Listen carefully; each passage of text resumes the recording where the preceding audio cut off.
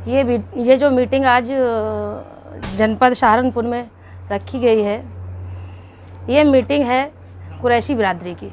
उत्तर प्रदेश में लगभग 1 से 1.5 करोड़ कुरैशी बिरादरी है, जो इस भारतीय जनता पार्टी की सरकार में इतना प्रताड़ित हो गया है कि वो दर दर की ठोकरें खा रहा है, रोज़गार उसका ख़त्म हो चुका है। इन सारी चीज़ों को देखते हुए, इसके मद्देनज़र कुरैशी बिरादरी एकजुट होकर समाजवादी पार्टी के राष्ट्रीय अध्यक्ष माननीय अखिलेश यादव जी के साथ जाना चाहती है। आज सहारनपुर के अंदर अली जनाब भाई इरफान अलीम और अध्यक्षता इस मीटिंग की है अली जनाब लियाकत अली साहब, मोहम्मद अली साहब, जी, इन सभी लोगों ने एकजुट होकर यहाँ लगभग 12 से 15 ज़िले के लोगों को, बिरादरी के, कुरैशी बिरादरी के लोगों को बुलाया और इस बात पर मंथन किया कि ये जो गूंगी बहरी सरकार है, इसके खिलाफ़ एक बड़ा आंदोलन करें। आपके टीवी चैनल के माध्यम से मैं बता देना चाहती हूँ कि उत्तर प्रदेश के अंदर जो 1.5-2 करोड़ कुरैशी बिरादरी है, वो एकजुट होकर समाजवादी पार्टी की सरकार 2022 में बनवाने जा रही है। उसी सिलसिले में आज यहाँ सहारनपुर में एक मीटिंग का आयोजन किया गया था, जिसमें सभी ने एकजुट होकर माननीय अखिलेश यादव जी को मुख्यमंत्री बनाने की यहाँ पर शपथ ली है और इंशाअल्लाह ताला हम सब एकजुट होकर इस बेरहम सरकार के ख़िलाफ़ एक ऐसा आंदोलन मेरी बिरादरी चलाने जा रही है जो पश्चिम से पूरब तक चलाएगी और इस सरकार को खाड़ फेरने का काम करेगी। माननीय अखिलेश यादव जी को एक बार फिर काम और विकास के नाम पर उत्तर प्रदेश का मुख्यमंत्री बनाने का काम करेगी। आपको ऐसा क्यों लगता है कि बीजेपी की जो सरकार है वो कुरैशी बिरादरी के खिलाफ है? उसका कोई एक कारण? देखिए, उन्होंने हिंदू और मुस्लिम उनका एजेंडा है और हिंदू और मुस्लिम के साथ साथ मैं आपको बता दूं, मैं जिस बिरादरी से हूं उस बिरादरी को एक कसाई कहकर या ये कहो कि ये गोश्त काटने वाले हैं, जो लोग लाइसेंस से लेकर अपनी दुकान चला रहे हैं, जो पूरी तरह से जितने भी मानक हैं एक दुकान खोलने के, फ्रीज़र से लेकर, शीशे से लेकर, टाइल्स से लेकर, सारा पूरा करने के बावजूद भी इस भारतीय जनता पार्टी के लोगों को जहां पता चलता है कि ये कुरैशी लोग हैं तो उनके ऊपर गौकसी का मुकदमा लगा देते हैं। इसलिए लगातार उत्तर प्रदेश में पिछले 4 साल हो चुके हैं, 5वीं साल है, भारतीय जनता पार्टी कुरैशी बिरादरी को पूरी तरह से ख़त्म करने का काम कर रही है, जिसको लेकर हम सब एकजुट होकर पूरी तरह से इस आंदोलन को पूरे प्रदेश में चलाकर समाजवादी पार्टी के साथ चलना पसंद करेंगे। और कुछ पूछेंगे? कि लगातार बिरादरी के साथ हो रहे इस तरह से अपमान, इस तरह से एक तरह से प्रताड़ित करने को लेकर मैं पिछले 1 वर्ष से पूरे उत्तर प्रदेश में अपनी बिरादरी के लोगों को जागरूक कर, उन्हें एकजुट करके जागरूकता के साथ आगे ले जाना चाहती थी। अभी तक मैंने मेरठ, मुजफ्फरनगर, सहारनपुर, बागपत, शामली, गौतम बुद्ध नगर, गाज़ियाबाद और आपका आगरा, इटावा, औरैया, मैनपुरी, कासगंज, जितने भी ज़िले हैं पश्चिमी उत्तर प्रदेश के, सभी जगह लगातार सबसे बात हो चुकी है, जिसमें 10-12 ज़िले आज आपको यहाँ पर मौजूद मिलेंगे, जिन लोगों ने एकजुट होकर पूर्व दर्जा प्राप्त मंत्री हमारे साथ मुफ्ती साहब भी बैठे हैं, इनसे भी लगातार बात हो रही है। इरफान अलीम भाई से अब्दुल्ला कुरैशी जी भी यहाँ पर बैठे हुए हैं, मुफ्ती साहब भी बैठे हुए हैं और अली जनाब लियाकत अली साहब भी बैठे हुए हैं।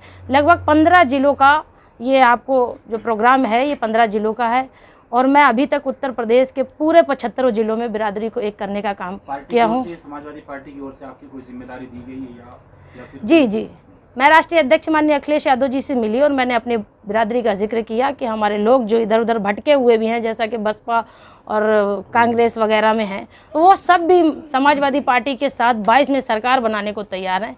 और राष्ट्रीय अध्यक्ष जी को मैंने अवगत कराया अपनी बिरादरी के बारे में, जिस पर राष्ट्रीय अध्यक्ष जी ने मुझे अनुमति दी कि ठीक है, आप जाइए, बिरादरी को लाइए, यहाँ उन्हें पूरा सम्मान मिलेगा। इंशाअल्लाह ताला हम 22 में सरकार बनाकर इस बहरी सरकार को खाड़ फेंकने का काम करेंगे। आप एक महिला हैं, जिस तरह से प्रदेश में आप दौरा कर रही हैं, तो किस तरह पेश आता है आपके सामने आज के हालात को, जिस तरह की भारतीय जनता पार्टी सरकार चल रही है? देखिए, मैं जहाँ जाती हूँ सबसे पहले तो मैं अपनी बिरादरी, हमारी एक बिरादरी है जो मैं महिला हूँ, उस बिरादरी के साथ उत्तर प्रदेश में इस भारतीय जनता पार्टी की सरकार में जितना ज़्यादा जुल्म हुआ है शायद ही किसी और पर हुआ होगा। बहन बेटियों की इज्जत इस तरह से लूटी गई है कि ये समझ लीजिए अगर वो बेटी बच गई है तो उसे जिंदा जलाने का काम किया गया है, और अगर कोई बेटी मर गई है तो उसका अंतिम संस्कार भी नहीं हुआ है, और उसको ले जाके मैं तो कहूँ कि मुख्यमंत्री जी के इशारे पर उसका अंतिम संस्कार ना कराकर रात में ही उसकी चिता को डीजल और पेट्रोल डाल के फूंक दिया गया है।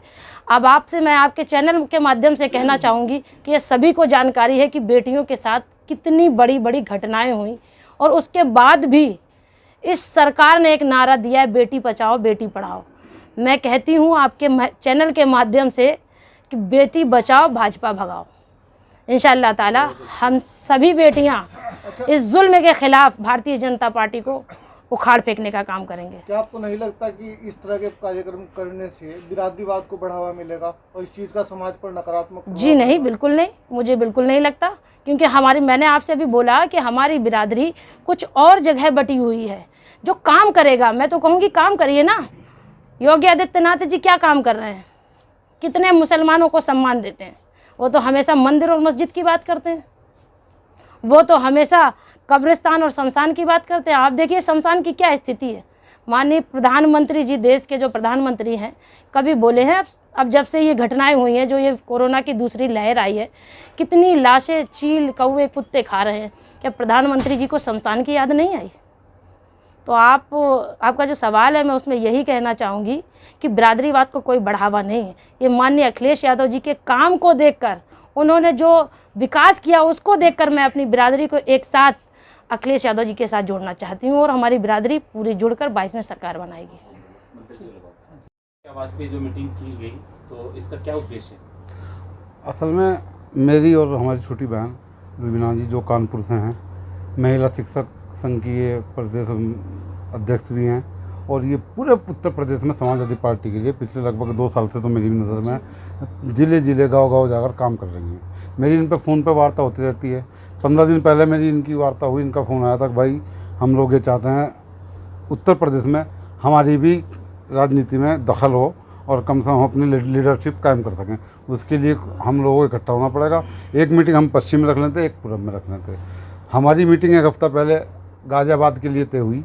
गाज़ियाबाद हाजी नवाज साहब के आवास पे मीटिंग थी, लेकिन उनकी सास बीमार हो गई, वहाँ हालात ख़राब हो, ज़्यादा सीरियस थी, तो ये मशवरा बना, अल्लाह ना करे कुछ उल्टा हो गया तो फिर मीटिंग कैंसिल करनी पड़ेगी। इसलिए परसों रात मेरे पास 1 बजे हाजी मोहम्मद अली साहब का फ़ोन आता है, आप गंगो मीटिंग रहेगी। तो हमने उसी में जल्दबाजी में मीटिंग की है। इंशाल्लाह मीटिंग तो और बड़ी होनी थी, लेकिन 2 दिन के टाइम में भी ये मीटिंग 10-12 जिलों के लोग हमारे आए हैं, और जो बहुत मोअज़्ज़िज़ लोग हैं कुरैश समाज से, वो सब लोग हाजिर हुए हैं। तो क्या लगता है, क्या बिरादरी के अंदर सियासी वजूद तलाश करने की एक जद्दोजहद की जा रही 2022 में? ऐसा नहीं, हमारी बिरादरी अक्सर राजनीति में सक्रिय है और समाजवादी पार्टी में पूरा होल्ड है। हमारे विधायक भी हैं, हाजी कलाम कोई साहब मुरादाबाद से, और हमारे हाजी जी को ज़बरदस्ती हराया गया 2017 में 197 वोटों से मीरापुर विधानसभा से। तो ऐसा नहीं, हम लोग तो सक्रिय हैं, पार्टी के लिए काम करते हैं। और इंशाल्लाह अब बहन जी और हम और हाजी मोहम्मद अली साहब और मंत्री जी, चेयरमैन साहब, सब लोग बैठे हैं, सब लोग मिलके पूरब में मीटिंग करेंगे और पूरी बिरादरी को समाजवादी पार्टी के साथ ले जाने का काम करेंगे।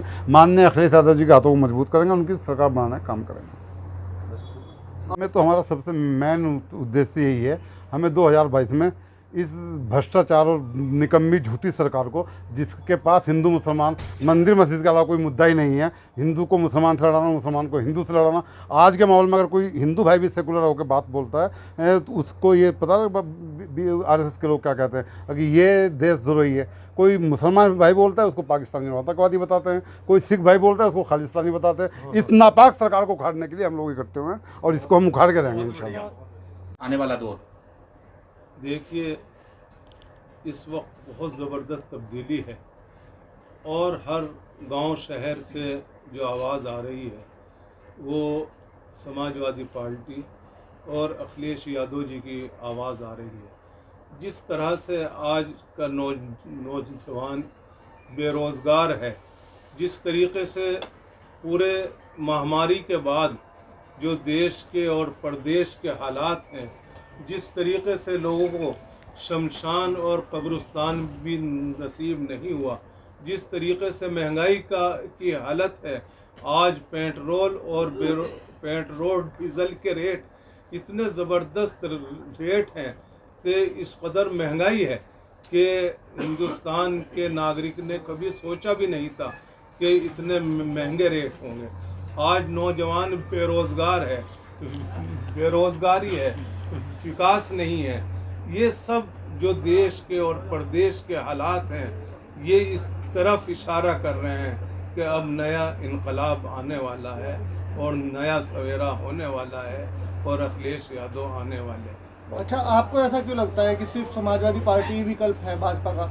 बसपा, कांग्रेस, अन्य पार्टियां भी तो हैं। देखिए, अखिलेश यादव जी ने जिस तरीके से पिछली सरकार के अंदर विकास किया है, काम बोला है, उनका विकास जो है वो इस तरफ लोगों को खुद ब खुद लोगों के आज जहन में अगर भाजपा का, योगी जी का कोई विकल्प है तो वो सिर्फ और सिर्फ उत्तर प्रदेश के अंदर अखिलेश यादव है और आवाम इस बात को पसंद कर रहा है, समझ रहा है। लेकिन ये समझने में 4.5 साल क्यों लग गए? जब उनका काम बोलता था, उन्होंने काम किया था, तो उस समय लोगों ने उनको चुनने का कार्य किया। देखिए, जिस तरीके से भाजपा सरकार ने लोगों को मजहब के नाम पे बहकाने का उनका काम किया है और जिस तरीके से यहाँ की जनता को उन्होंने बहकाया है हिंदू मुस्लिम के नाम पे, पूरे 4.5 साल उनके पास अलावा नफरत के और हिंदू मुस्लिम करने के उनके पास कुछ नहीं था।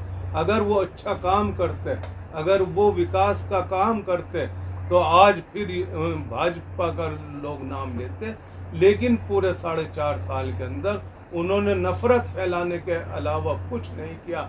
इसलिए लोग अब उनकी हकीकत को समझ गए हैं। आप हमारे चैनल के माध्यम से जनता को क्या संदेश देना चाहेंगे? देखिए, हम तो जनता को ये संदेश देना चाहते हैं कि अब वक्त है कि वो हकीकत को समझें और मुल्क के अंदर और प्रदेश के अंदर बहुत हो चुका हिंदू मुस्लिम। अब नफरत की सियासत को छोड़कर हम सब हिंदू मुस्लिम एकता कायम करते हुए इस मुल्क में सेकुलरिज्म की हिफाजत करें।